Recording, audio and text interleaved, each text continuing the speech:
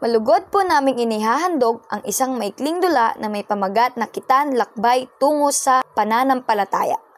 Ito ay tungkol sa isang batang Muslim na haharap sa isang mahalagang tradisyon sa Islam, ang pagtutuli o khitan.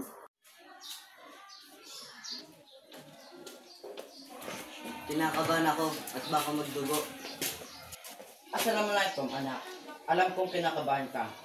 Normal lang yan. Pero hayaan mo akong ipaliwanag sa iyo kung bakit ito mahalaga. Bakit po ba ito ginagawa, Imam? Ang khitan ay tradisyon na sumisimbolo ng kalinisan. Ito ay bahagi ng sunan ni Propeta Muhammad. Ang katawan ay regalo mula kay Allah. Dapat nilang ingatan at panatilihing malinis. Bukod sa pisikal na kalinisan, ang khitan ay isang uri rin ng espiritual na paghahanda. Tanda ito ng pagiging handa ng isang batang lalaki na tanggapin ang kaniyang tungkulin bilang isang Muslim.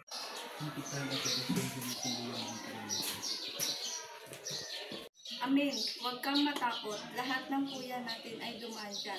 Isa ito sa mahalagang gusto sa buhay ng isang Muslim. At tandaan, sa Islam, ang pagtutuloy sa babae ay hindi kailangang gawin. Ang mahalaga ay malinis na katawan, ang intensyon at ang puso. Sa Islam, ang pagtutuli ay obligado para sa kalalakihan, ngunit hindi sa kababaihan. Ito ay bahagi ng pangangalaga sa katawan at pananampalataya. Amin. Hayaan mo ipaliwanag ang proseso. Una, lilinisan muna ang bahagi ng katawan. Pangalawa, susundan ito ng pamamanhid para walang maramdamang sakit. Pangatlo, maingat na alisin ang mga maliliit na bahagi ng balat.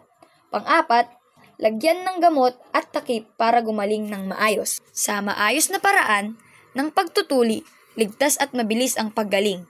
Higit sa lahat, ito ay pagkakataong maging malinis sa katawan at sa pananampalataya. Salamat po, Imam.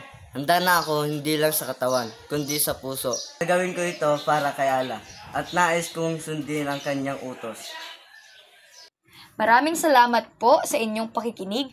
Naway mas maunawaan ninyo ang kahalagaan ng khitan sa buhay ng mga kabataang Muslim.